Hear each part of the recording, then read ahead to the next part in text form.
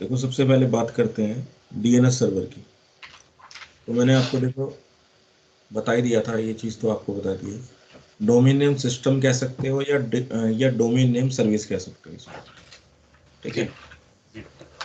अब ये करता क्या है बेसिकली, देखो डीएनएस जो बनाया गया है वो बनाया गया है, जो हमारे कंप्यूटर नेम है उनको आईपी एड्रेस, और आईपी एड्रेस को कंप्यूटर नेम में क्या करता है, रिजॉल्व करता है।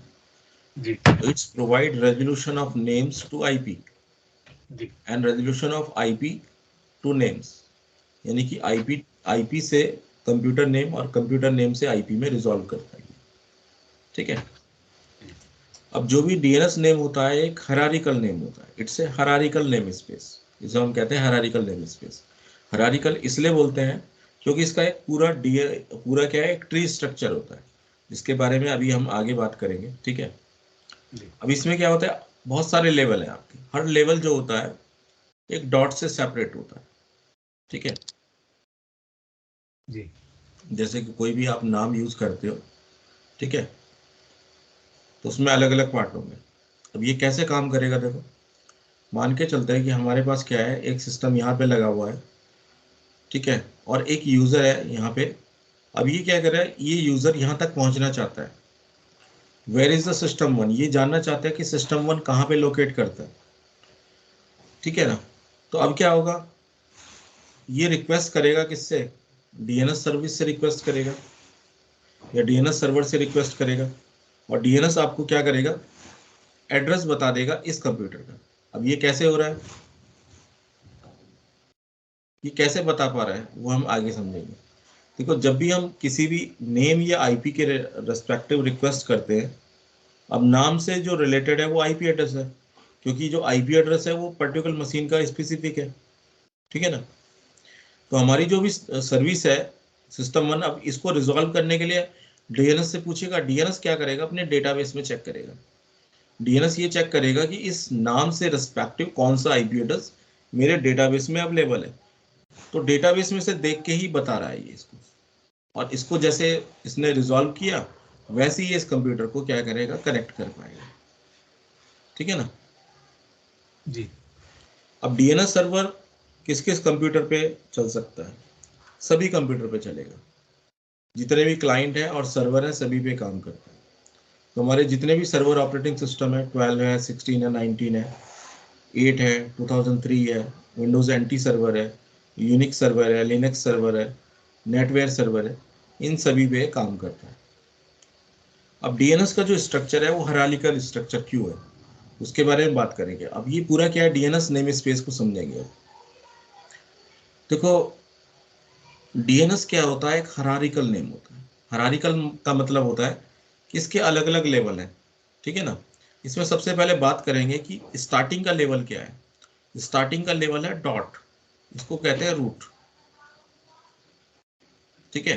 तो कोई भी आप नाम यूज करते हो, जैसे मान के चलते हैं मैंने कहा msn.com, तो ये msn.com नहीं है, बल्कि क्या है, msn.com डॉट है।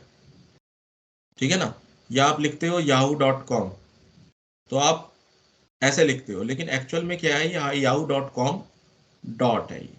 यानी कि किसी भी डीएनएस नेम में जो पहला जो पार्ट है इसका वो है रूट।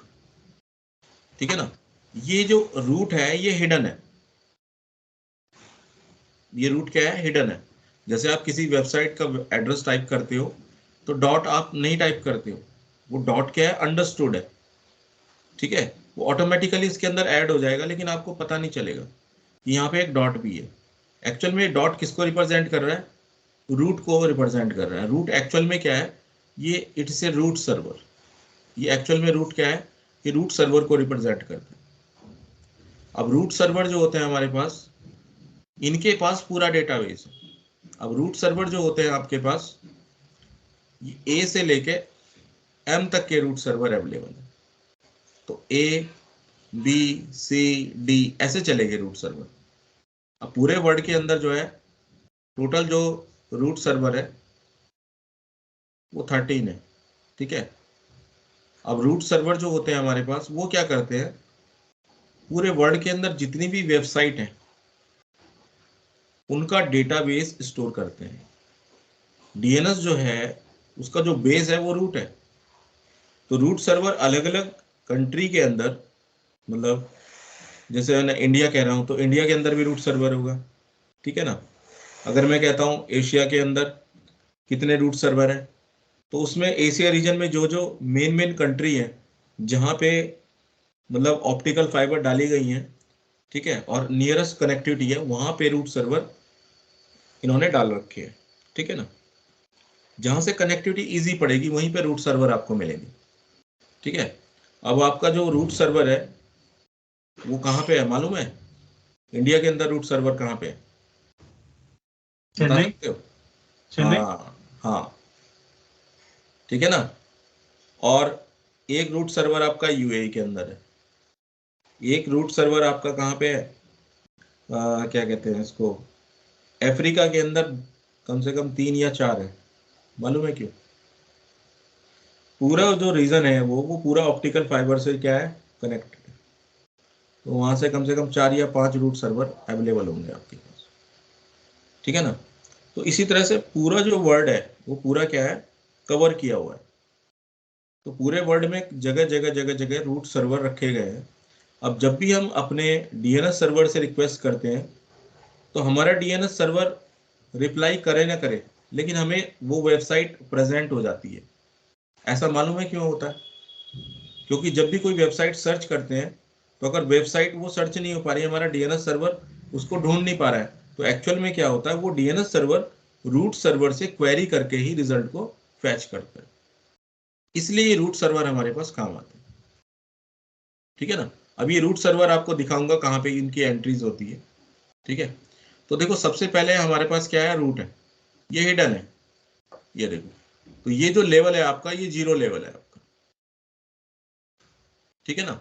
अब ये पूरी हायरार्की बनी है। अब देखो रूट के बाद यहाँ पे अब देखो .org.com.edu, ये क्या है देख रहे हो? ये 3 वर्ड के नाम आ रहे हैं, देखो आ रहे हैं ना। कोई भी वेबसाइट है तो या तो वो कॉम सर्वर पे होगी या किसी और सर्वर पे होंगी। तो ये जितने होते हैं इन्हें कहते हैं top level domains, top level domains. जी जी, ऑर्गेनाइजेशन, कमर्शियल, एजुकेशन और ये बताने इसे के शॉर्ट लिए। में कहते हैं टीएलडीएस, जी टॉप लेवल डोमेन्स। अब ये टॉप लेवल डोमेन्स जो होते हैं ये 2 तरह के होते हैं। एक तो होते हैं पर्पस वाइज और दूसरे होते हैं लोकेशन वाइज। पर्पस वाइज का मतलब है कि जैसे मान के चलते हैं, मैंने कहा है कमर्शियल पर्पस, एक वेबसाइट है जो कमर्शियल ऑर्गेनाइजेशन यूज करना चाहता है, यानी कमर्शियल चीज के लिए यूज करना चाहता है। तो वो क्या करेगा, जब अपनी वेबसाइट ओपन करेगा तो वो क्या करेगा, .com पे उसको रजिस्टर करेगा। तो इसके लिए क्या होगा, वो जो डोमेन प्रोवाइडर्स हैं उनसे कांटेक्ट करेगा। और डोमेन प्रोवाइडर कौन है आपका? बहुत सारे डोमेन प्रोवाइडर हैं, ठीक है। गोडेडी है और हाँ, ये सब क्या है, डोमेन प्रोवाइडर है। आप गूगल से भी वेबसाइट परचेज कर सकते हो, ठीक है ना।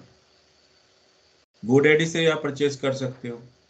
बहुत सारे जो डोमेन प्रोवाइडर हैं वो पूरे वर्ल्ड वाइड में फैले हुए हैं। वो एक्चुअल में एज ए फ्रेंचाइजी के फॉर्म में काम कर रहे हैं, ठीक है। लेकिन इन सबको डोमेन प्रोवाइड कौन कर रहा है? आईना, ठीक है ना। और आईना किसका पार्ट है? ICANN का पार्ट है। तो ICANN.org जो है ये ऑर्गेनाइजेशन है, internet corporation of assign numbers and naming, उसकी एक ब्रांच है आईना, इंटरनेट असाइन नंबर अथॉरिटी। ये वाली जो ब्रांच है आपकी आईना वाली, आईना.org, ये भी क्या है, ऑर्गेनाइजेशन है ये भी, लेकिन ये इसकी नीचे की ऑर्गेनाइजेशन है, ठीक है। मेन ये है, इसके नीचे ये है। यही क्या कर रही है, आईपी एड्रेस नेमिंग सबके लिए रेस्पॉन्सिबल है। तो ये क्या क्या प्रोवाइड कर रही है, एक तो आपको आईपी एड्रेस प्रोवाइड कर रही है, जितने भी पब्लिक आईपी एड्रेस हैं वो प्रोवाइड कर रही है, ठीक है। तो आईपी वर्जन 4 और आईपी वर्जन 6 यही प्रोवाइड करती है आईना। इसके अलावा कोई भी डोमेन आप रजिस्टर करना चाहते हो तो डोमेन रजिस्ट्रार, इसके पास अथॉरिटी है डोमेन को रजिस्टर करने की, तो इसे कहेंगे डोमेन रजिस्ट्रार। रजिस्ट्रार है। ठीक है, रजिस्ट्रार का मतलब है कि भाई जितनी वेबसाइट है उनका जो डेटाबेस है वो इसी के पास है। तो इसकी अलग अलग फ्रेंचाइजी हैं जो अलग अलग जगह पे काम कर रही हैं। ठीक है, तो आप क्या करते हो, फ्रेंचाइजी से वेबसाइट्स को परचेज कर सकते हो, उनके डोमेन को परचेज कर सकते हो। तो जितने भी आपके डोमेन होते हैं वो अलग अलग पर्पज के लिए यूज हो, जैसे ORG ऑर्गेनाइजेशन को रिप्रेजेंट कर रहे हैं, कॉम जो है वो कमर्शियल को रिप्रेजेंट कर रहा है, EDUE जो है ये एजुकेशन के लिए है। ठीक है, लेकिन आप देख रहे हो 2 नंबर वाला देखो .au, इसका मतलब क्या है, लोकेशन। कौन सी लोकेशन, AU मतलब ऑस्ट्रेलिया। ऑस्ट्रेलिया। समझ रहे हो, ऑस्ट्रेलिया जो वेबसाइट है आपकी, वो एक गवर्नमेंट ऑर्गेनाइजेशन लेना चाहती है, तो उसको डोमेन कैसे मिलेगा, abc.gov.au। ठीक है ना, तो वो जिस नाम से खोलना चाहता है वेबसाइट खोल सकता है, गवर्नमेंट अथॉरिटी के अंदर भी खोलना चाहता है, और लोकेशन उसकी ऑस्ट्रेलिया है, तो उसकी वेबसाइट हो जाएगी abc.gov.au। तो लोकेशन वाइज है। अब जैसे मान के चलते इंडिया में आप खोलना चाहते हैं, तो इंडिया के लिए है .in, चाइना के लिए है .cn, कनाडा के लिए .ca, नाइजीरिया के लिए .ng, पाकिस्तान के लिए .pk। ठीक है, तो इस तरह की बहुत सारी, ये जितने भी हैं ये क्या है, आपके टॉप लेवल डोमेन्स बनाए गए। इसकी बहुत लंबी लिस्ट है। ठीक है ना, तो अलग अलग कंट्री के हिसाब से वो बनाई गई है, और उसको आप यूज कर सकते हो अपने हिसाब से। जैसे हम यहाँ पे खोलते हैं गूगल, तो हमारा खुलता है google.co.in, खुलता है ना। तो अब जी। देखो गूगल क्या है, कमर्शियल ऑर्गेनाइजेशन है, तो CO, ये देखो शॉर्ट कर दिया, तो क्योंकि हम 3 वर्ड में यहाँ यूज नहीं कर सकते, तो हमने 2 वर्ड में कर दिया है। ये कॉम है, एक्चुअल में ये CO बन गया। ठीक है, और .in मतलब इंडिया, तो गूगल इंडिया को हम बोलेंगे google.co.in। अगर गूगल चाइना खोलेंगे तो कैसे खुलेगा, google.co.cn, चाइना के लिए। ठीक है, तो ये अलग अलग जो है इस तरीके से सारे टॉप लेवल्स क्या हैं बनाए गए हैं, पर्पस के हिसाब से और लोकेशन के हिसाब से। ठीक है, ये हो गए आपके टॉप लेवल, ये सारे टॉप लेवल आ गए। टॉप लेवल के नीचे आपके आ जाएंगे सेकंड लेवल। ठीक है, ये टॉप लेवल हो गया यानी कि फर्स्ट लेवल, ये हो गया सेकंड लेवल। अब जो सेकंड लेवल होते हैं वो आपके एक्चुअल डोमेन होते हैं। ठीक है, तो जैसे हमने कहा Microsoft.com, तो Microsoft.com में जो माइक्रोसॉफ्ट है ये सेकंड लेवल डोमेन है, जबकि कॉम जो है वो फर्स्ट लेवल डोमेन है, यानी कि टॉप लेवल डोमेन है। ठीक है, और डॉट क्या हो गया, रूट हो गया। तो सबसे पहले आया रूट, रूट के बाद आया टॉप लेवल, टॉप लेवल के बाद आया सेकंड लेवल, और सेकंड लेवल के नीचे आप सब डोमेन यूज कर सकते हो। जैसे हमने कहा corp.microsoft.com, तो कॉर्प क्या हो गया, कॉर्प इज ए सब डोमेन, ये हो गया सब डोमेन। माइक्रोसॉफ्ट हो गया सेकंड लेवल डोमेन, और कॉम हो गया टॉप लेवल डोमेन। समझ आया, तो इस तरह से ये हायरार्की बन जाएगी। इसी को बोलते हैं DNS हायरार्की या DNS नेम स्पेस। समझ आ गया,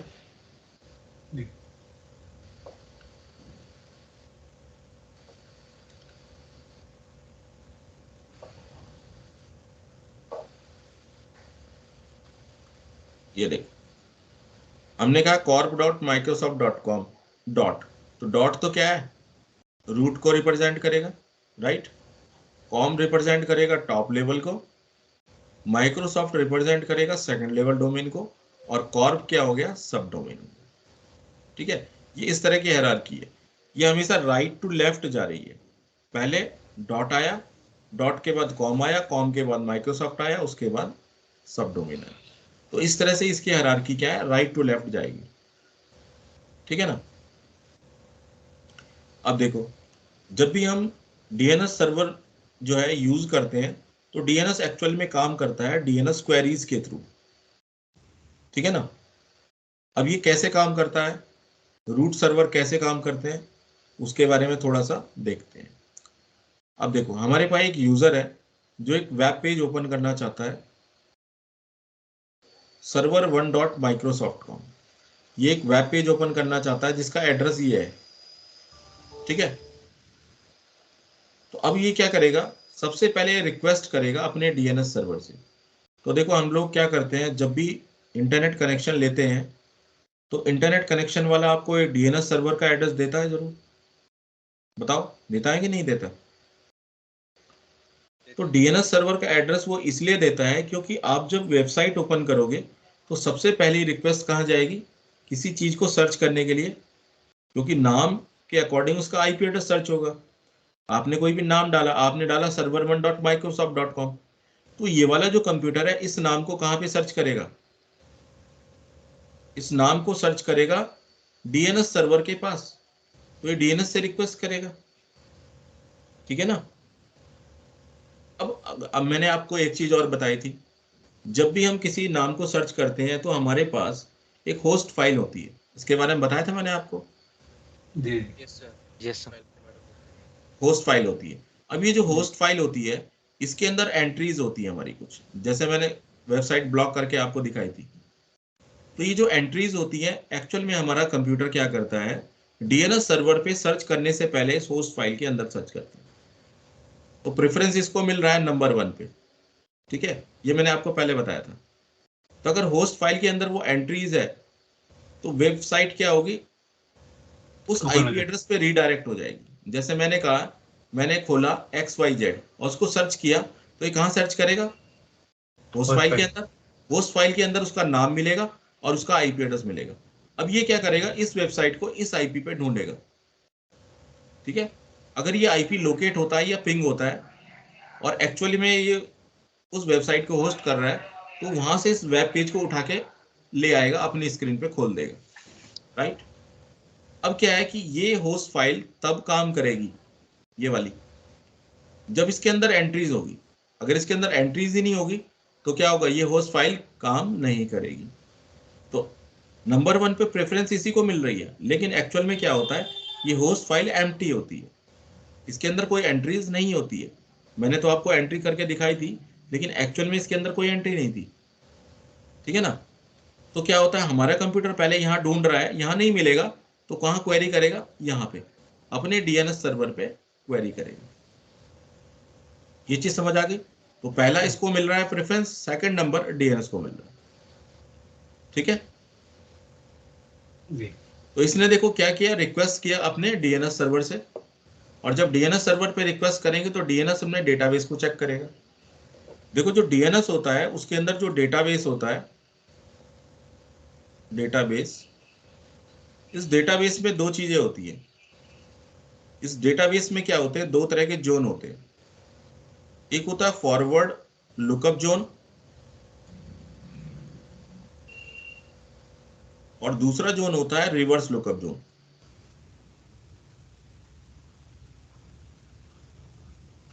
तो दोनों तरह के जोन में सर्च करता है। तो हमने क्वेरी किया अपने डीएनएस सर्वर से, डीएनएस सर्वर ने पहले सर्च किया फॉरवर्ड लुकअप जोन में और उसके बाद सर्च किया रिवर्स लुकअप जोन में। अब दोनों जोन में क्या करेगा, बराबर सर्च करेगा। अब इसने सर्च किया, लेकिन सर्च करने से पहले इसने कैश के अंदर सर्च किया। देखो क्या होता है कि जब भी हम कोई क्वेरी करते हैं किसी डीएनएस सर्वर से, तो डीएनएस सर्वर के अंदर एक मेमोरी होती है, ठीक है, जो फास्टेस्ट मेमोरी होती है, जिसे हम कहते हैं कैश मेमोरी। कैश मेमोरी जो है वो फास्टेस्ट मेमोरी है और ये सर्चिंग के लिए काम आती है। जब भी हम बार बार किसी सर्वर से क्वेरी करते हैं तो वो एक्चुअल में कैश के अंदर चली जाती है, और जब वो क्वेरी कैश के अंदर चली जाएगी तो कैश के अंदर उसका आंसर होगा। अगर वो कैश के अंदर है तो डीएनएस सर्वर अपने डेटाबेस में जाने से पहले कैश के अंदर सर्च करेगा और बताएगा, ठीक है। अगर कैश के अंदर नहीं है तो उसके बाद डेटाबेस में सर्च करेगा। तो पहले कहाँ सर्च कर रहा है, कैश के अंदर। कैश के अंदर अगर है तो ठीक है, ये आप आंसर करेगा, लेकिन अगर कैश के अंदर है ही नहीं तो क्या करेगा, नहीं तो कोई नहीं है तो फिर क्या करेगा। अब ये क्या करेगा, अब ये कहेगा एम आई ऑथोरिटेटिव, क्या वो रिकॉर्ड मेरे डेटाबेस में प्रेजेंट है। ऑथोरिटेटिव का मतलब होता है कि एक्चुअल में वो रिकॉर्ड मेरे डेटाबेस में प्रेजेंट है, और नॉन ऑथोरिटेटिव का मतलब होता है कि मेरे डेटाबेस में तो प्रेजेंट नहीं है, लेकिन किसी और के डेटाबेस में वो प्रेजेंट है। राइट, समझ आया ऑथोरिटेटिव का मतलब? जी। आई एम ऑथोरिटेटिव, नो कहा इसने। नो का मतलब कि मेरे डेटाबेस में प्रेजेंट नहीं है, यानी किसी और के डेटाबेस में वो प्रेजेंट है। तो मेरे डीएनएस पे सारे रिकॉर्ड प्रेजेंट नहीं है, ठीक है ना।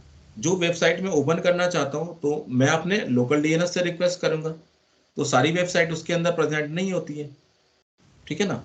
तो कुछ होंगी वहां से वो मिल जाएंगी, लेकिन जब नहीं प्रेजेंट है तो क्या होगा, अब वो क्या करेगा, किसी दूसरे डीएनएस सर्वर पे सर्च करेगा। और कहां सर्च करेगा, अगर दूसरे डीएनएस सर्वर की लिस्ट अवेलेबल होगी तो उस लिस्ट के अंदर ढूंढेगा, ठीक है ना। और अगर लिस्ट अवेलेबल नहीं होगी तो कहां ढूंढेगा, रूट हिंट पे, यानी कि रूट सर्वर पे। तो हमारे पास बहुत सारे रूट सर्वर है, तो आप देख सकते हो यहाँ पे बहुत सारे रूट सर्वर अवेलेबल है, और उनके आईपी एड्रेस क्या है इस डीएनएस को पता है। दुनिया में जितने भी डीएनएस सर्वर है सभी के पास रूट हिंट की एंट्री होती है, यानी रूट सर्वर की एंट्रीज होती है बाय डिफॉल्ट, ठीक है ना। तो क्या होता है, जब भी कोई आंसर नहीं मिलता है तो हम कहां पे सर्च करेंगे, रूट हिंट पे, यानी कि रूट सर्वर पे। तो हमारी क्वेरी कहां जाएगी, रूट सर्वर पे। ये देखो, अब हमारे पास तो नहीं मिला, राइट। तो अब हमारी क्वेरी कहां गई है, रूट सर्वर पे। और रूट सर्वर में क्या होगा, जो लिस्ट में सबसे नियरेस्ट सर्वर होगा उसके पास क्वेरी जाएगी। अब जैसे मैं इंडिया में हूं तो इंडिया में ढूंढेगा कोई रूट सर्वर है, कहेगा हाँ भैया है, एक चेन्नई के अंदर है, तो वहां पे जाके क्या होगा, वो सर्च करेगा, ठीक है ना। लेकिन अगर वहां नहीं मिला तो क्या करेगा, किसी दूसरे सर्वर पे सर्च करेगा, समझ रहे हो। तो लिस्ट बहुत लंबी है, तो जो नियरेस्ट मिलेगा सबसे पहले उसके पास जाएगा ये, राइट। तो ये नियरेस्ट रूट सर्वर के पास क्वेरी जाती है। अब नियरेस्ट जो रूट सर्वर होता है वो ये चेक करता है क्या मेरी कैश के अंदर प्रेजेंट है। अगर उसकी कैश के अंदर प्रेजेंट है तो अच्छी बात है, अगर नहीं है तो क्या होगा, देखो ये कह रहा है कैश के अंदर प्रेजेंट है, नहीं है। अब कैश के अंदर अगर प्रेजेंट नहीं है तो अब क्या करेगा, डेटाबेस में सर्च करेगा, ठीक है ना। तो अब क्या करेगा, डेटाबेस में सर्च करेगा। अब डेटाबेस में सर्च करने का मतलब है कि ऐसे सर्वर को सर्च करना जिसके अंदर एक्चुअल में वो एंट्रीज हैं। तो एक्चुअल में जो हमारी क्वेरीज है वो किस चीज के लिए, कॉम सर्वर। देखो रूट के बाद कहां गया, कॉम पे गया। देखो अब ये कहां सर्च करेगा, कॉम सर्वर पे। ये देखो सबसे पहले कहां पे सर्च किया इसने, रूट सर्वर पे। तो रूट सर्वर में से किसी भी रूट सर्वर को उठा लिया इसने, और फिर कहां गया, टॉप लेवल सर्वर्स पे। अब ये कहां सर्च कर रहा है, कॉम सर्वर पे। अब कॉम सर्वर पे भी बहुत सारे क्या है हमारे पास सर्वर, अलग अलग है। कॉम के अंदर भी बहुत सारे सर्वर अवेलेबल है, तो उसमें देखो अलग अलग सर्वर की लिस्ट यहाँ पे हमें मिल गई है, ठीक है ना। अब ये सारे क्या है, टॉप लेवल सर्वर है, ठीक है। अब ये इस पे कॉम पे सर्च करेगा और ढूंढना चाहेगा ऑथोरिटेटिव सर्वर, एम आई ऑथोरिटेटिव। अब ऑथोरिटेटिव सर्वर वो सर्वर होगा जिसपे एक्चुअल डेटाबेस प्रेजेंट होगा, ठीक है। इसका सर्वर वन का, माइक्रोसॉफ्ट के का जो सर्वर है, सर्वर वन, उसको ढूंढ रहा है ये। अब देखो अब ये क्या हुआ, इसने यहाँ पे देखा बहुत सारे सर्वर हैं, लेकिन मुझे किस सर्वर पे जाना है, मुझे जाना है माइक्रोसॉफ्ट सर्वर पे। कॉम के नीचे बहुत सारे सर्वर है, अब कॉम के नीचे अब ढूंढेगा माइक्रोसॉफ्ट को। तो इसको नहीं पता है कि एक्चुअल में ये क्वेरी किसके लिए चाह रहे हैं, हम चाह रहे हैं माइक्रोसॉफ्ट के लिए। तो ये आपसे पूछेगा, ये क्या करेगा, क्वेरी पूछेगा कि भैया कॉम बहुत सारे सर्वर है कॉम के नीचे। अब ये पूछेगा एक्चुअल में आप किससे क्वेरी करना चाहते हो, तो ये बताएगा इसको माइक्रोसॉफ्ट से क्वेरी करना।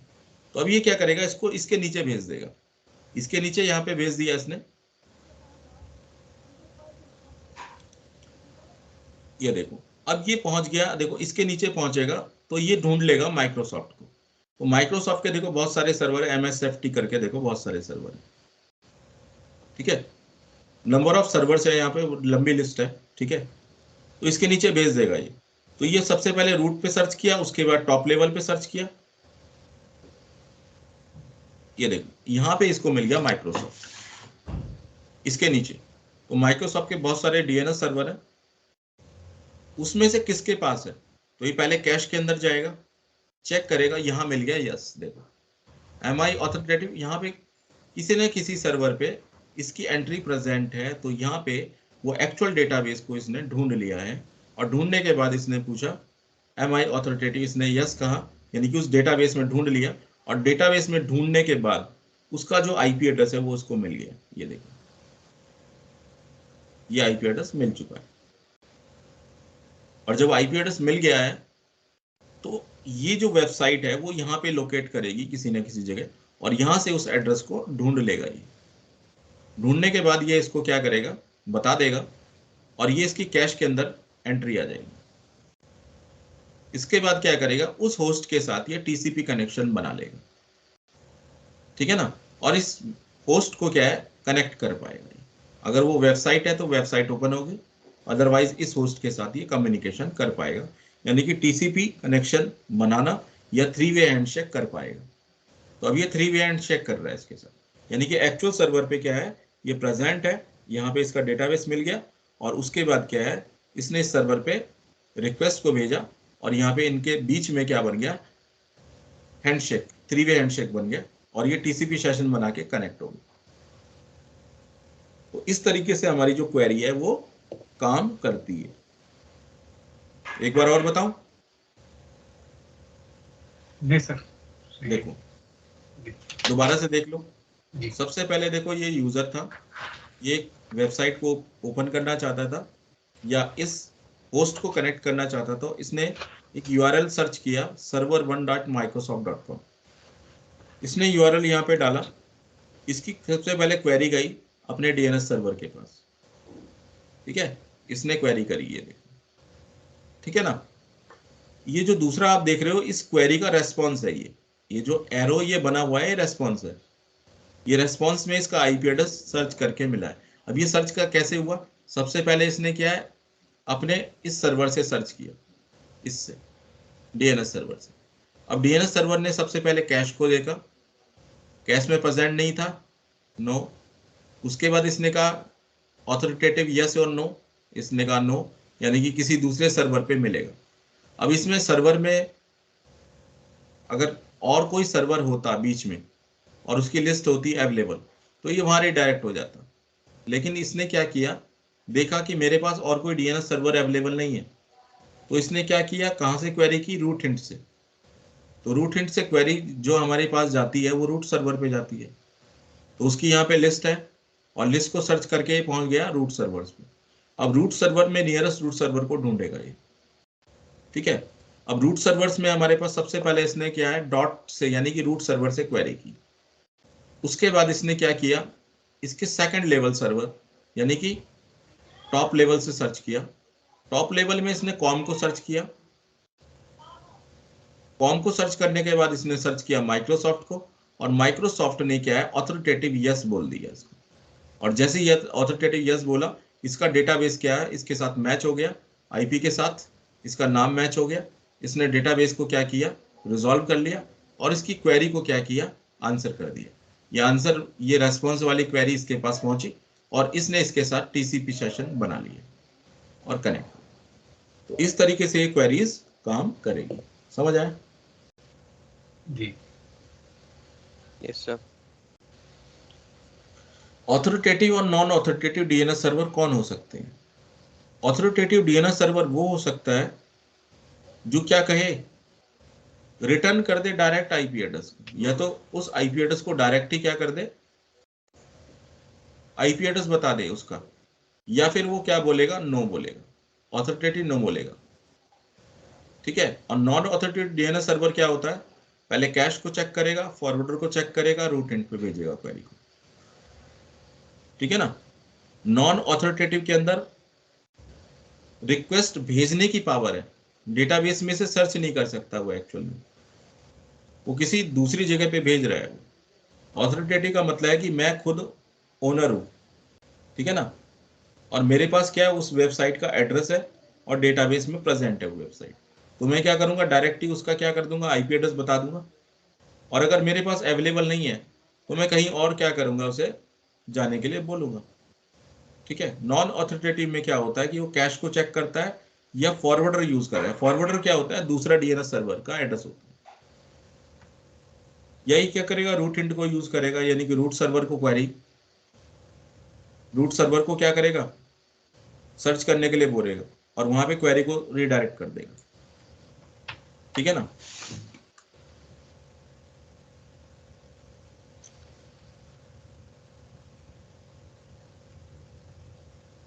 फुली क्वालिफाइड डोमेन नेम या एफक्यूडीएन क्या होता है? फुली क्वालिफाइड डोमेन नेम का मतलब क्या होता है कि जब हम अपने नाम को उसके डोमेन के नाम से कनेक्ट कर दें।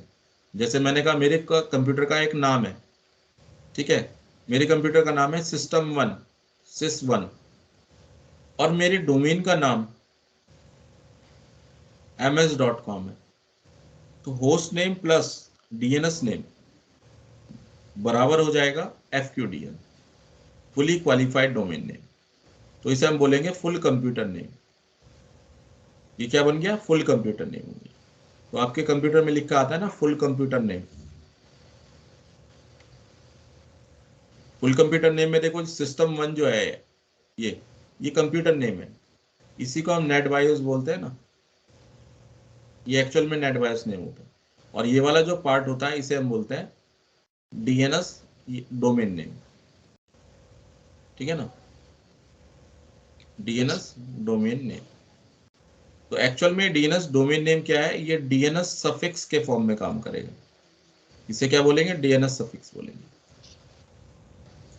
सफिक्स वो है जो बाद में लगती है, प्रीफिक्स वो होती है जो पहले लगती है। इसलिए ये जो नाम है ये बाद में ऐड हो रहा है इसके साथ, तो इसे बोलेंगे डीएनएस सफिक्स। तो यहां पे हम कह सकते हैं computer name plus DNS suffix is equal to FQDN. Computer का नाम और उसका डीएनएस सफिक्स दोनों को मिला दें तो बन जाएगा फुली क्वालिफाइड डोमेन नेम। तो ये कैसे बनता है, जब कोई कंप्यूटर वर्क ग्रुप में होता है, जब कोई कंप्यूटर क्या होता है वर्क ग्रुप में होता है, तो वो अपने कंप्यूटर नेम या नेट बायोस नेम को यूज करता है। लेकिन अगर कोई कंप्यूटर डोमेन में ज्वाइन होता है तो उसका जो कंप्यूटर नेम है और डीएनएस सफिक्स है दोनों आपस में क्या हो जाते हैं, जुड़ जाते हैं। तब ये कहलाता है फुल कंप्यूटर नेम या एफक्यूडीएन। समझ आ गया? जी। Yes, sir.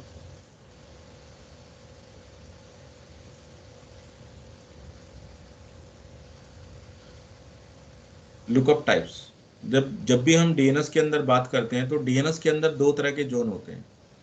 पहला जोन होता है फॉरवर्ड लुकअप जोन और दूसरा जोन होता है रिवर्स लुकअप जोन। ये जो दोनों जोन है ये दोनों जोन डेटाबेस को रिप्रेजेंट करते हैं। एक्चुअल में डीएनएस एक्चुअल में एक डेटाबेस है, उस डेटाबेस में ये दोनों तरह के जोन प्रेजेंट होते हैं। ये जो आपके दोनों लुकअप बता रहा हूं मैं, ये एक्चुअल में डेटाबेस को रिप्रेजेंट कर रहे हैं। ठीक है ना।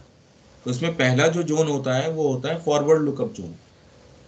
फॉरवर्ड लुकअप जोन का जो काम है वो है नाम से आईपी एड्रेस में रिजॉल्व करना। अगर मुझे कंप्यूटर का नाम पता है लेकिन आईपी एड्रेस नहीं पता है तो मेरी रिक्वेस्ट जाएगी कहाँ पे, डीएनएस के पास। डीएनएस अपना फॉरवर्ड लुकअप जोन चेक करेगा और रिक्वेस्टेड आईपी एड्रेस को मुझे बता देगा। तो नाम से आईपी एड्रेस पता करना ये किसका काम है, फॉरवर्ड लुकअप जोन का। ठीक है ना। इसी तरह से इसमें एक होता है reverse lookup zone. Reverse lookup zone उल्टा काम करता है, यानी कि रिक्वेस्टेड आईपी के बजाय ये क्या करता है, हमें नाम प्रोवाइड करता है। यानी कि हम आईपी एड्रेस सर्च करेंगे, मतलब ये इसका नाम सर्च करेंगे कि इस आईपी एड्रेस का क्या नाम है, यानी कि इसका कंप्यूटर नेम क्या है। तो हम रिक्वेस्ट करेंगे डीएनएस सर्वर से और डीएनएस सर्वर अपने रिवर्स लुकअप जोन में चेक करेगा उस आईपी को और उस आईपी के रेस्पेक्टिव उसके नाम को सर्च करके बता देगा। समझ आ गया? तो पहला हो गया फॉरवर्ड लुकअप जोन और दूसरा हो गया reverse lookup zone. Forward lookup का काम है नाम से आईपी एड्रेस में रिजॉल्व करना, रिवर्स लुकअप का काम होता है आईपी से नाम में रिजॉल्व करना। ठीक है ना। एक्चुअल में ये दोनों क्या है, डेटाबेस के ही पार्ट है। Yes, sir. Yes, sir. अब इसका जो डेटाबेस होता है वो जोन में डिवाइड होता है। डीएनएस का जो डेटाबेस है वो क्या होता है, जोन में डिवाइड होता है। जोन एक्चुअल में क्या है, जोन एक स्टोरेज डेटाबेस है, या हम स्टोरेज एरिया कह सकते हैं, जिसके अंदर बहुत सारे रिकॉर्ड्स होते हैं। रिकॉर्ड के कलेक्शन को ही डेटाबेस कहा जाता है। रिकॉर्ड के कलेक्शन को क्या कहते हैं, डेटाबेस। तो जोन क्या हो गया, zone is a storage database which contains zone records. अब ये जो रिकॉर्ड्स हैं उनके बारे में आगे पढ़ेंगे हम लोग, कि डीएनएस के अंदर जो डेटाबेस है उसके अंदर कौन कौन से रिकॉर्ड प्रेजेंट हो सकते हैं, राइट। तो सबसे पहले हम बात करेंगे यहाँ पे फॉरवर्ड लुकअप जोन। देखो जोन दो तरह के हो गए, पहला हो गया फॉरवर्ड लुकअप जोन और दूसरा हो गया reverse lookup zone. Forward lookup zone का काम क्या हो गया, it is used to resolve host name to IP address and maintains host to IP mapping. एक ऐसा डेटाबेस जो होस्ट से आईपी की मैपिंग को स्टोर करता है। रिवर्स लुकअप जोन क्या करता है, it is used to resolve IP address to host name and it maintains IP address to host name mapping. ये आईपी और होस्ट के बीच की जो मैपिंग है उसको स्टोर कर रहा है, और ये होस्ट नेम से आईपी की मैपिंग को स्टोर कर रहा है, ठीक है ना। तो ये दोनों तरह के जोन है, पहला जोन हो गया फॉरवर्ड लुकअप जोन, दूसरा हो गया रिवर्स लुकअप जोन। अब इसके कुछ रिकॉर्ड के टाइप्स हैं जिनके बारे में बात करेंगे।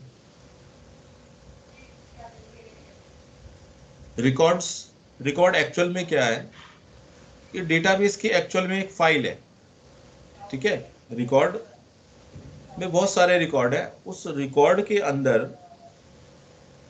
क्या स्टोर है, ठीक है, वो अलग अलग पर्पस के हिसाब से। जैसे कि अब मैंने कहा है कि एसओए रिकॉर्ड, तो एसओए रिकॉर्ड क्या करेगा, एक जोन फाइल को बनाएगा, ठीक है। इसके अंदर क्या होगी, स्टार्ट ऑफ अथॉरिटी स्टोर होगी। एसओई को कहेंगे start of authority, start of authority. अब ये स्टार्ट ऑफ अथॉरिटी काम क्या करेगी, अब देखो मैंने डीएनएस सर्वर से क्वेरी की, एक यूजर है यहाँ पे यूजर 1, और ये डीएनएस सर्वर।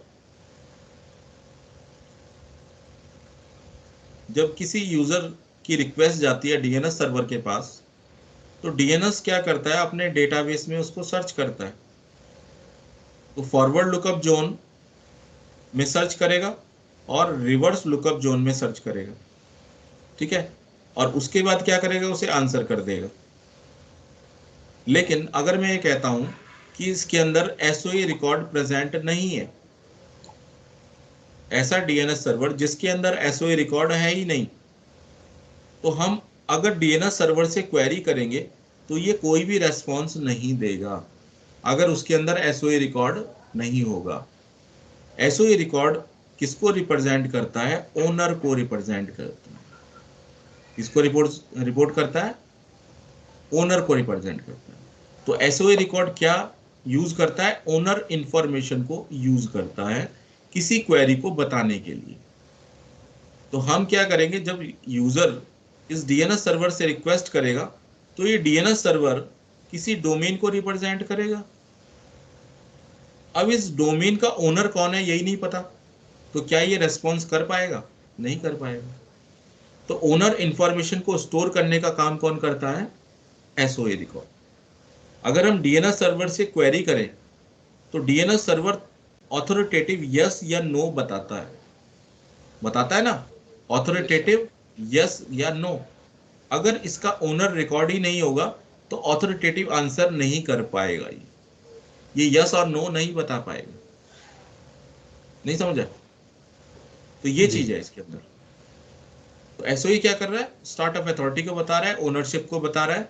अगर ओनरशिप ही नहीं है तो डीएनएस सर्वर काम नहीं करेगा। तो एसओई रिकॉर्ड कहाँ पे प्रेजेंट होता है, फॉरवर्ड लुकअप जोन में भी होता है और रिवर्स लुकअप जोन में भी होता है। यहाँ पे भी होगा, यहाँ पे भी होगा। किसी भी जोन में अगर ये प्रेजेंट नहीं है तो डीएनएस सर्वर काम करना बंद कर देगा, ध्यान रखना। It's a very important record, और ये पहला रिकॉर्ड होता है जो किसी जोन फाइल में होना चाहिए। जोन फाइल में पहला रिकॉर्ड कौन सा होता है, एसओ रिकॉर्ड। अगर एसओ रिकॉर्ड प्रेजेंट नहीं तो डीएनएस सर्वर काम नहीं करेगा, राइट। क्या स्टोर करता है? ओनरशिप इंफॉर्मेशन स्टोर करता है, उस डोमेन की इंफॉर्मेशन को स्टोर करता है, राइट? Yes sir. अब आगे बढ़े। अब देखो नेक्स्ट जो रिकॉर्ड है यहाँ पे एनएस रिकॉर्ड है। एनएस रिकॉर्ड जो होता है नेम सर्वर को कहते हैं। एनएस का मतलब है नेम, एस का मतलब है सर्वर। तो नेम सर्वर जो होता है वो डीएनएस सर्वर होता है। डीएनएस सर्वर का दूसरा नाम है नेम सर्वर। तो it's identify the DNS server for each zone. किसी भी जोन में अगर कोई डीएनएस सर्वर है तो उसको रिप्रेजेंट करने के लिए हम एक रिकॉर्ड यूज करेंगे, एनएस रिकॉर्ड। किसी भी जोन में अगर कोई डीएनएस सर्वर की एंट्री करानी है हमें, तो हम एक रिकॉर्ड बनाएंगे, किस नाम से? एनएस रिकॉर्ड के नाम से, और उस नाम को वहां पे ऐड कर देंगे, उस डोमेन नेम को वहां पे ऐड कर देंगे, तो वो हमारा डीएनएस सर्वर को रिप्रेजेंट करेगा, ठीक है ना? तो NS record represent DNS server on the network. किसी भी नेटवर्क पे अगर कोई डीएनएस सर्वर है और उसकी एंट्री हम करना चाहते हैं तो एनएस रिकॉर्ड फॉर्म में करेंगे। नहीं समझे?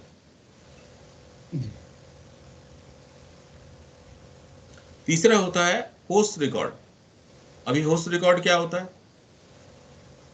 होस्ट का मतलब होता है कंप्यूटर, आईपी एड्रेस, और रिकॉर्ड का मतलब है एंट्री। तो कंप्यूटर की जो एंट्री है वो किस फॉर्म में हम हो गई? होस्ट आईपी, रिकॉर्ड फॉर्म में।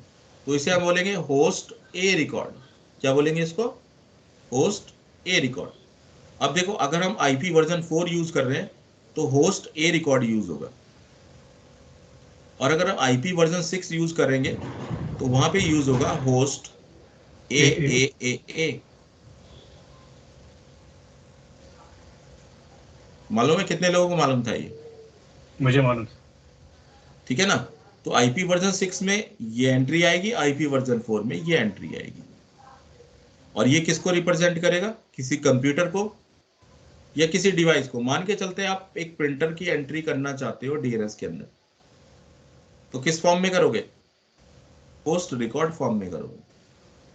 अगर आप राउटर की एंट्री करना चाहते हो तो किस फॉर्म में करोगे? होस्ट ए रिकॉर्ड फॉर्म में। अगर किसी सर्वर की एंट्री करना चाहते हो तो किस फॉर्म में करोगे? होस्ट ए रिकॉर्ड फॉर्म में। नहीं समझे? समझ गया सर। तो कंप्यूटर या डिवाइस किसी की भी एंट्री अगर आपको करनी है तो होस्ट ए रिकॉर्ड फॉर्म में कर सकते हो। ये एक्चुअल में क्या करता है? It's resolves the host name to IP address.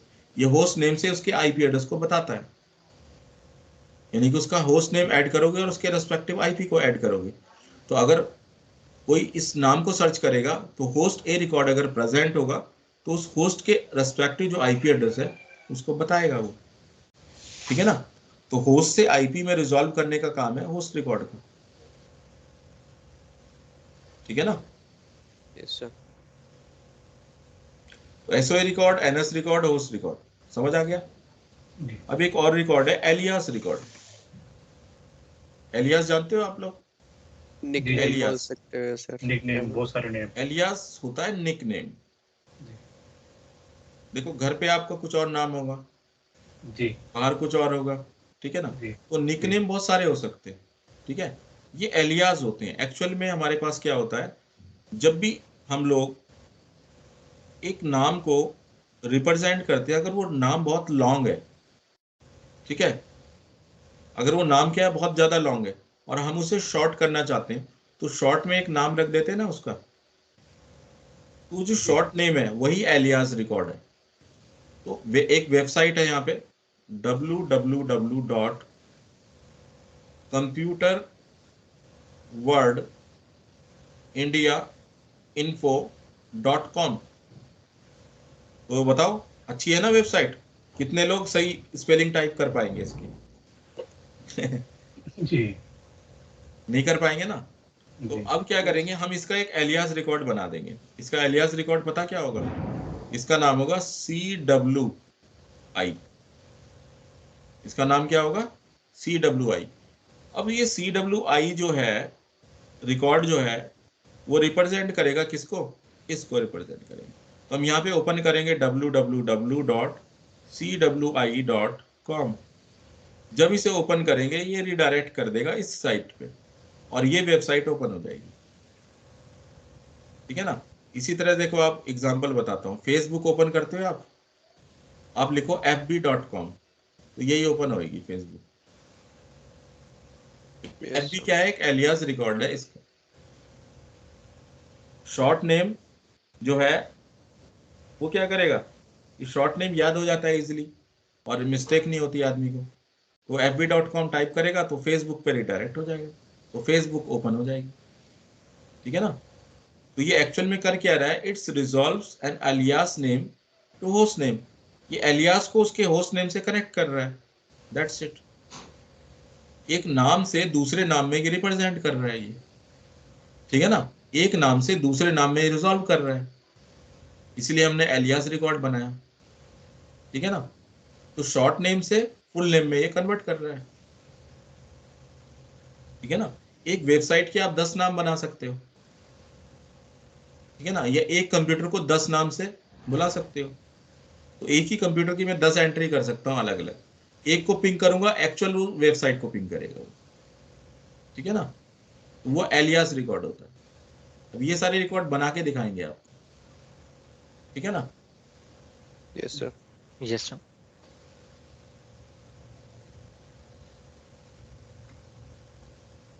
इसके बाद देखो नेक्स्ट रिकॉर्ड जो है वो है पॉइंटर रिकॉर्ड। पॉइंटर जैसे नाम से ही आपको प्रेजेंट हो रहा है, देखो यहाँ पे पॉइंटर रिकॉर्ड। तो ये क्या पॉइंट कर रहा है? ये आईपी एड्रेस को पॉइंट कर रहा है। ये आईपी एड्रेस से नाम को रिप्रेजेंट कर रहा है। देखो पॉइंटर रिकॉर्ड को हम पीटीआर भी बोलते हैं। तो हमेशा क्या होता है, होस्ट ए रिकॉर्ड जो होता है इसका एक रिवर्स रिकॉर्ड होता है पीटीआर, पॉइंटर रिकॉर्ड। तो जब भी किसी नाम को हम क्या करते हैं, कंप्यूटर नेम को क्या करते हैं, एंट्री करते हैं, तो उसकी एक पीटीआर एंट्री भी बनाते हैं। ये जो पीटीआर एंट्री होती है वो रिवर्स लुकअप जोन में बनती है। ये कहाँ बनेगी? रिवर्स लुकअप जोन के अंदर। होस्ट ए एंट्री कहाँ बनेगी? Forward lookup zone. फॉरवर्ड। तो होस्ट ए रिकॉर्ड कभी भी रिवर्स लुकअप जोन में नहीं होगा। होस्ट ए रिकॉर्ड कहाँ पे होगा? फॉरवर्ड। फॉरवर्ड लुकअप जोन में होगा। लेकिन पीटीआर रिकॉर्ड जो होगा वो होगा Reverse lookup. Reverse lookup zone में। तो होस्ट का हमेशा क्या है? अपोजिट रिकॉर्ड होता है पीटीआर रिकॉर्ड। ठीक है? तो ये क्या करेगा? आईपी से होस्ट को रिजॉल्व करेगा, जबकि होस्ट ए रिकॉर्ड क्या करता है? Host name to IP resolve करता है। ठीक है ना?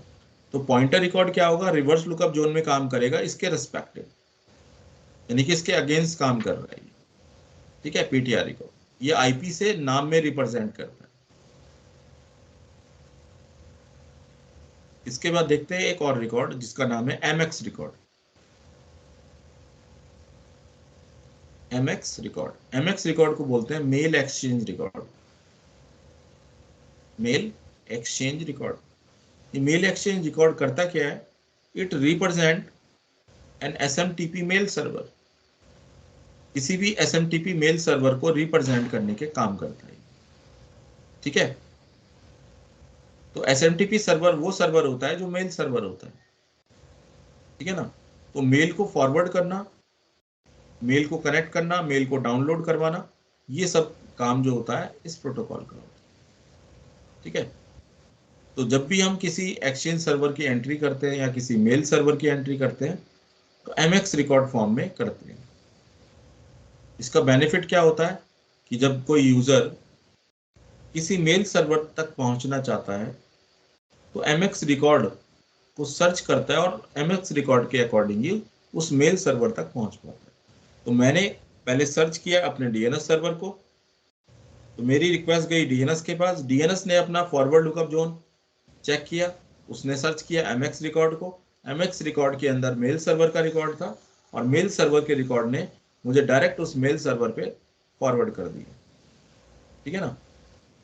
तो अगर मेल सर्वर तक जाना चाहते हो तो एमएक्स रिकॉर्ड की एंट्री करनी पड़ेगी डीएनएस सर्वर पे। Yes, sir. ठीक है ना?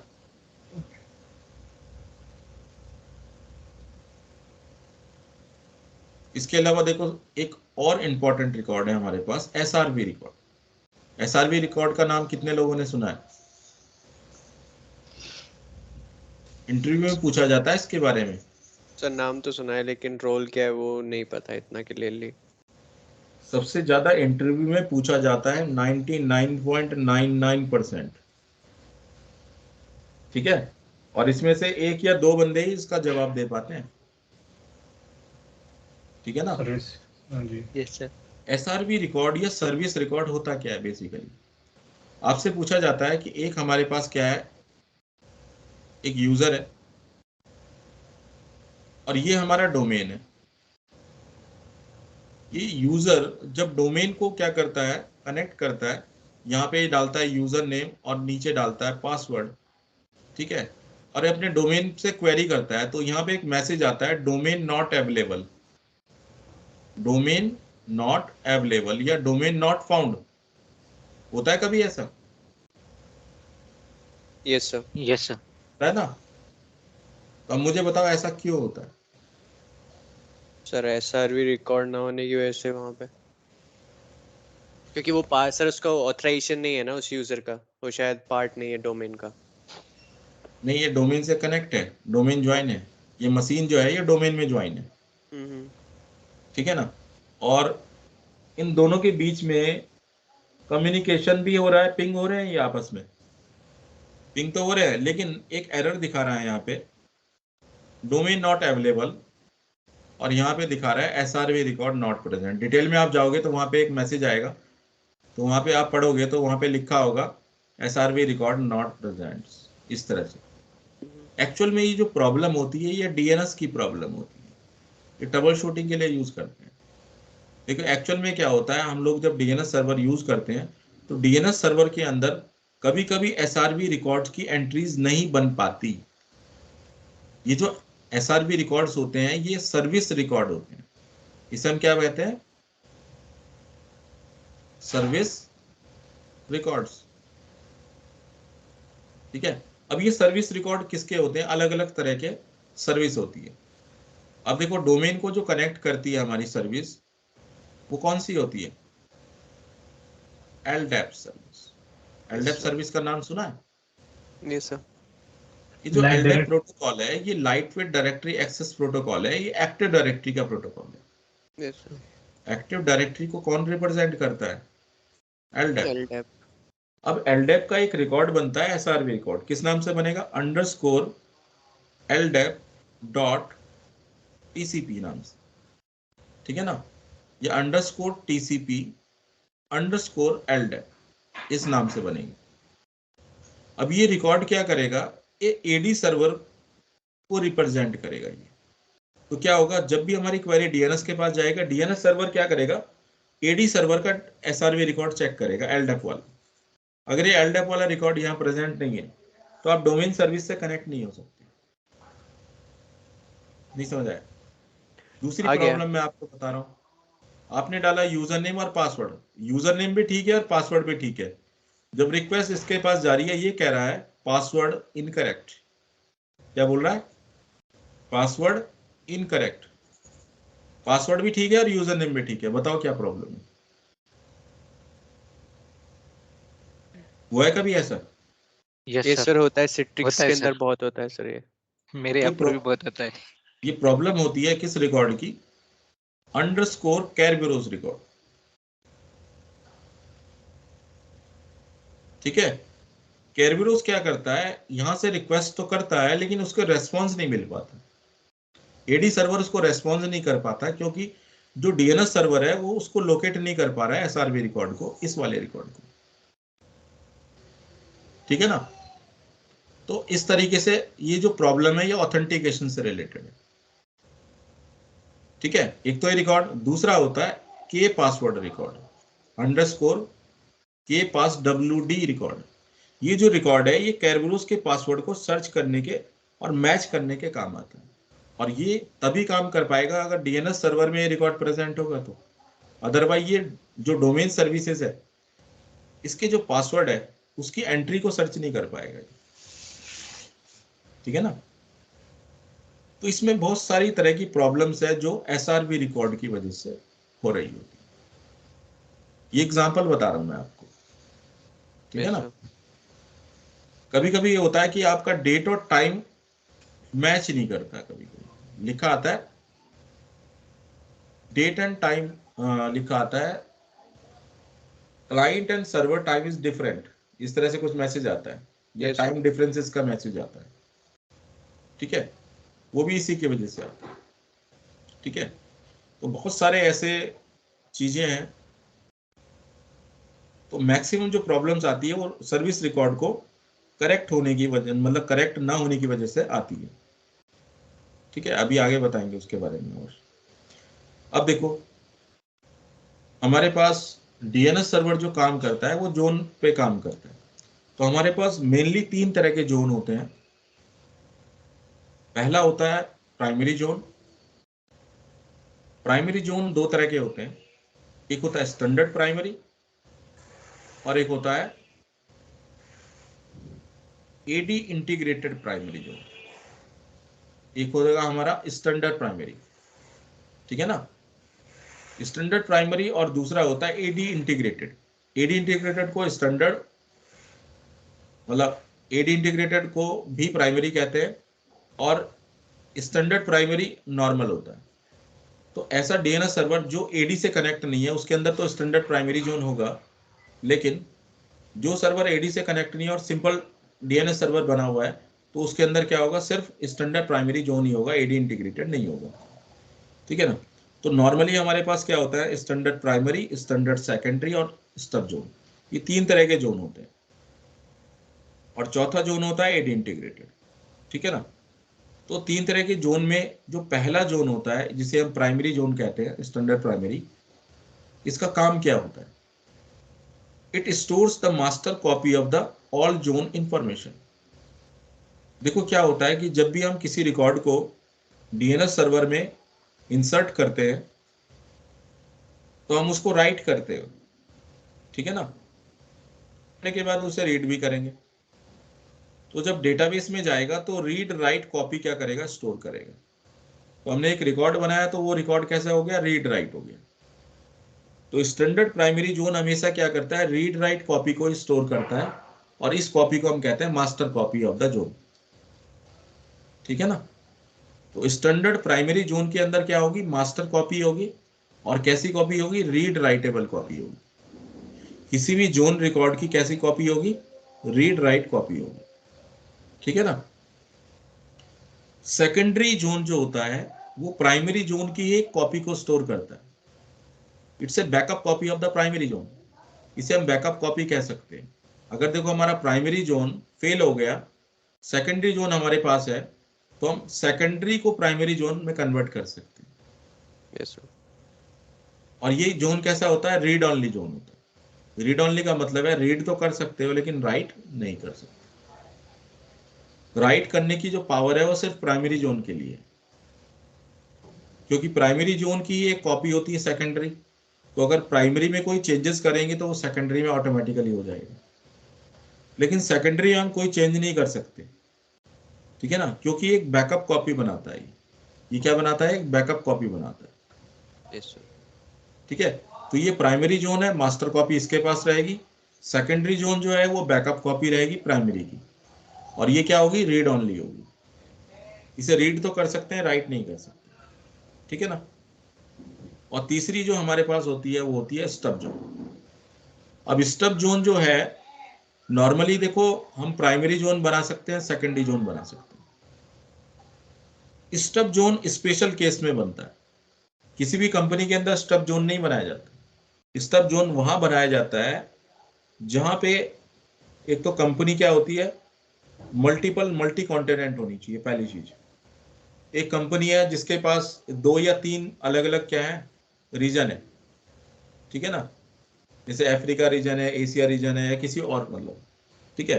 तो 4-5 रीजन उसके पास अवेलेबल है। अब क्या होता है कि एक रीजन के अंदर उसके कुछ सर्वर रखे हैं, दूसरी रीजन में भी दूसरे सर्वर रखे हैं। अब कुछ एक ऐसा रीजन है जहां के सर्वर आपके मेन जो ऑफिस है उसके सर्वर से बहुत डिस्टेंस लॉन्ग हो जाता है। तो ऐसी कंडीशन में हमें रखना पड़ता है स्टब सर्वर। ठीक है। स्टब जोन क्या होता है, स्टब जोन जो होता है नॉन ऑथोरिटेटिव सर्वर होता है, जबकि ये दोनों क्या होंगे, ऑथोरिटेटिव होंगे, लेकिन ये नॉन ऑथोरिटेटिव होंगे। नॉन ऑथोरिटेटिव का मतलब क्या होता है कि डेटाबेस प्रेजेंट नहीं है उसके पास। देखो हम यहाँ डेटाबेस रख सकते हैं, यहाँ भी रख सकते हैं, लेकिन यहाँ डेटाबेस नहीं रख सकते। तो जब डेटाबेस नहीं रख सकते तो क्या रखेंगे, हम रखेंगे एनएस रिकॉर्ड, एसओए रिकॉर्ड और ए रिकॉर्ड। इन तीनों रिकॉर्ड को मिलाकर हम स्टब जोन बना सकते हैं। ठीक है ना। देखो एनएस रिकॉर्ड नेम सर्वर को रिप्रेजेंट करेगा, और नेम सर्वर हमारा कहाँ पे अवेलेबल है? प्राइमरी जोन के अंदर। प्राइमरी। प्राइमरी जोन के सर्वर को रिप्रेजेंट कर रहा है एनएस रिकॉर्ड से, राइट। एसओए रिकॉर्ड ओनर को इंफॉर्मेशन को रिप्रेजेंट करता है, और हमारी जो डोमेन की इंफॉर्मेशन है वो एसओए रखेगा, इसलिए ये भी जरूरी है। और ए रिकॉर्ड किसको रिप्रेजेंट कर रहा है? Host name. होस्ट को रिप्रेजेंट कर रहा है। तो ये तीनों रिकॉर्ड हम रखेंगे कहाँ पे? स्टब सर्वर के अंदर। ठीक है ना। Stub server only contains the NS record, SOA record and A record, only use to locate the name server. ये तीनों रिकॉर्ड क्या करेंगे? नेम सर्वर को लोकेट करेंगे, क्योंकि इसके पास अपना डेटाबेस नहीं है। तो stub zone only contains the read only copy of the primary zone.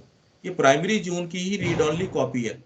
Secondary में भी ऐसे ही हो रहा है, लेकिन क्या हो रहा है? सेकेंडरी के अंदर फुल डेटाबेस है, इसके अंदर फुल डेटाबेस नहीं है, सिर्फ क्या है?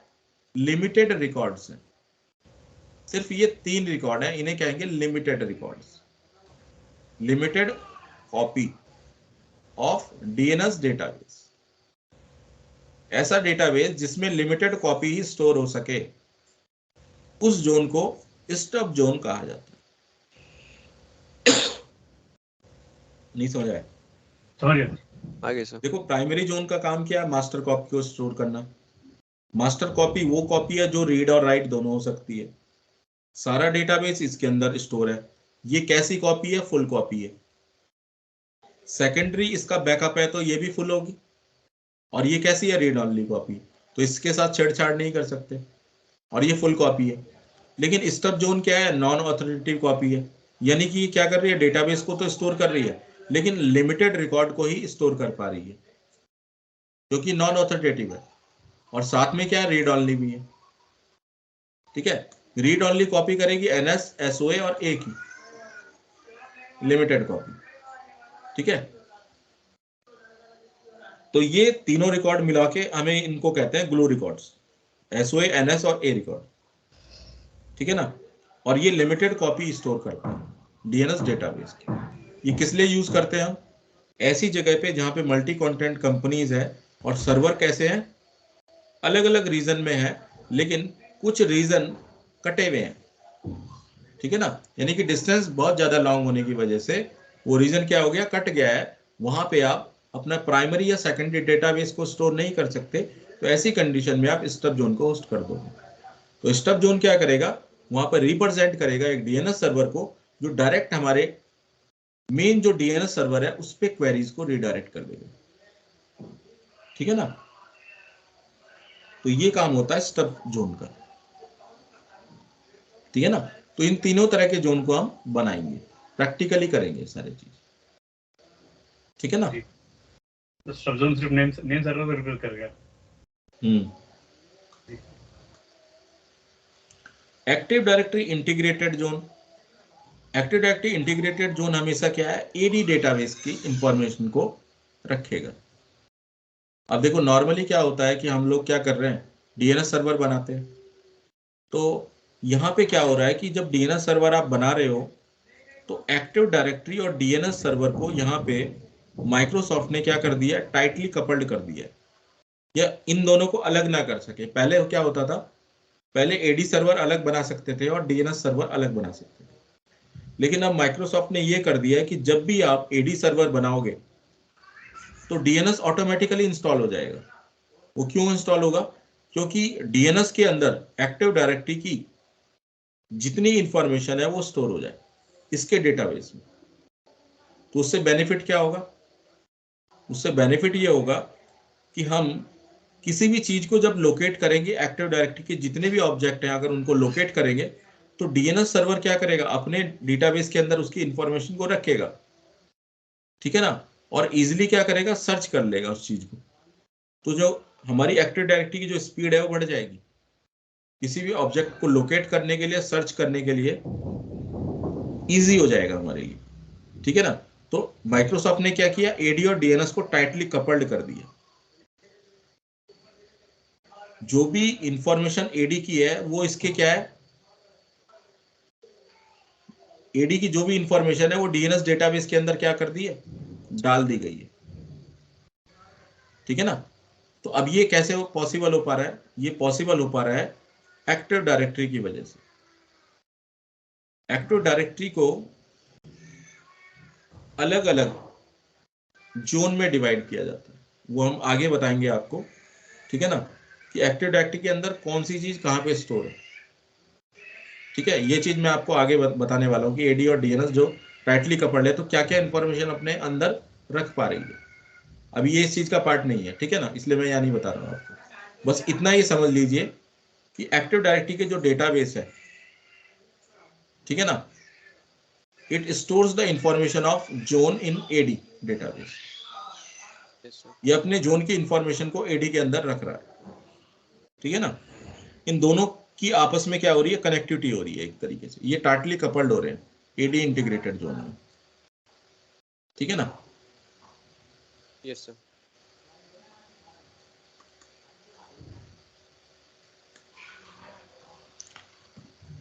एसआरवी रिकॉर्ड्स जो हैं उनका काम क्या क्या है।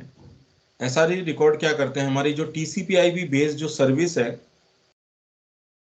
जब क्लाइंट किसी टीसीपीआईपी बेस्ड सर्विस को यूज करेंगे तब एसआरवी रिकॉर्ड को यूज कर पाएंगे। तो डीएनएस के अंदर जो एसआरवी रिकॉर्ड्स हैं वो क्या काम करते हैं, देखो। डोमेन कंट्रोलर जब रेप्लिकेट होता है तब हमें एसआरवी रिकॉर्ड्स की जरूरत पड़ती है। एक आपने बना लिया एडी सर्वर और एक आपने क्या बना लिया, एडीसी, एडिशनल डोमेन कंट्रोलर। जब डीसी एडीसी के साथ रेप्लिकेट होगा या किसी और सर्वर के साथ रेप्लिकेट होगा तो क्या होगा, एसआरवी रिकॉर्ड अगर प्रेजेंट नहीं होंगे तो रेप्लिकेशन पॉसिबल नहीं हो पाएगा। तो रेप्लिकेशन में काम करता है पहली चीज कि क्लाइंट सर्चेस द एडी। जब कोई क्लाइंट किसी ऑब्जेक्ट को सर्च कर रहा है एडी के अंदर तो जरूरत पड़ रही है एसआरवी रिकॉर्ड्स की, ठीक है ना। मान के चलते हैं प्रिंटर ही सर्च हो रहा है, ठीक है, या फिर किसी ऑब्जेक्ट को आप ढूंढना चाह रहे हो, उसे ग्रुप में ऐड करना चाह रहे हो तो सर्च कर रहा है उसको, तब भी जरूरत पड़ेगी उसको, ठीक है। तो जब एडी के अंदर कुछ ना कुछ सर्च हो रहा है तो एसआरवी रिकॉर्ड्स की हेल्प से ही हो रहा है। User attempt to change his password, अगर कोई यूजर अपना पासवर्ड चेंज करता है तो भी जरूरत पड़ रही है, ठीक है ना। yes sir. जो अंडरस्कोर के पासवर्ड है उसकी एंट्री सर्च होगी तब पासवर्ड, और पासवर्ड अपडेट भी उसी वजह से होगा। एडमिनिस्ट्रेटर मॉडिफाइज द एडी, अगर हम एडी को मॉडिफाई करेंगे, उसके स्कीमा को मॉडिफाई करेंगे तो भी एसआरवी रिकॉर्ड की जरूरत पड़ेगी। तो इन सभी जगह पे जरूरत पड़ती है एसआरवी रिकॉर्ड्स की, ये इंपॉर्टेंट है, ठीक है। सर मतलब जो डोमेन लेवल सर्विसेज है वहीं पर एसआरवी रिकॉर्ड काम आएगा, अदर देन डोमेन लेवल नहीं आएगा।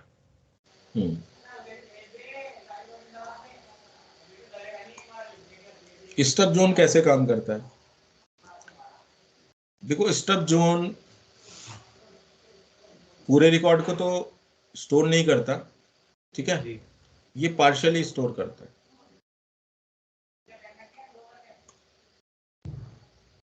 ये कंप्यूटर है जिसका नाम है सिस्टम 20, क्वेरी जा रही है किसके लिए, सिस्टम 10 के लिए। सिस्टम 10 कहाँ है, दूसरे जोन में है, ये देखो, ये ट्रेनिंग बना हुआ है, ये सपोर्ट बना हुआ है, ये दूसरा जोन है, यहाँ दूसरा डीएनएस सर्वर कनेक्ट है, ये दूसरा डीएनएस सर्वर है, और यहाँ पे एक दूसरा डीएनएस सर्वर है। तो एक दो तीन, तीन अलग अलग डीएनएस सर्वर हैं जो ये आपस में कनेक्टेड है, ठीक है ना। आपकी क्वेरी किसके लिए गई है, सिस्टम 10 के लिए गई है। सिस्टम 10 यहाँ पे है, देखो बीच में है।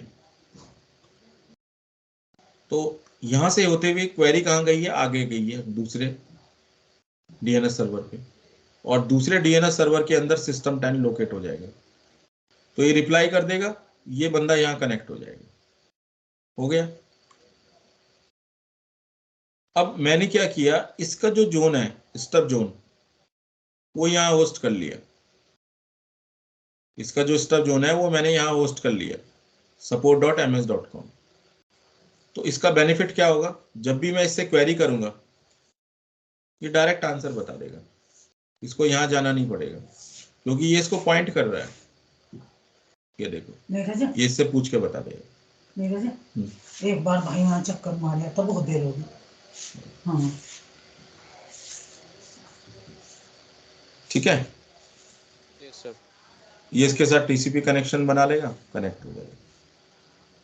ठीक है, आज इतना ही करेंगे। ठीक है, कल हम इसको कंप्लीट करेंगे, फिर लैब करेंगे इसकी। ठीक है, यस सर। Okay sir. समझ आ गया? कोई प्रॉब्लम हो तो पूछ लेना। Yes okay sir. Okay sir. कल सेम टाइम पे कनेक्ट होंगे 11 बजे। ओके ठीक है sir. Okay okay, bye. Bye. Thank you sir. Bye sir, thank you sir. Thank you thank you.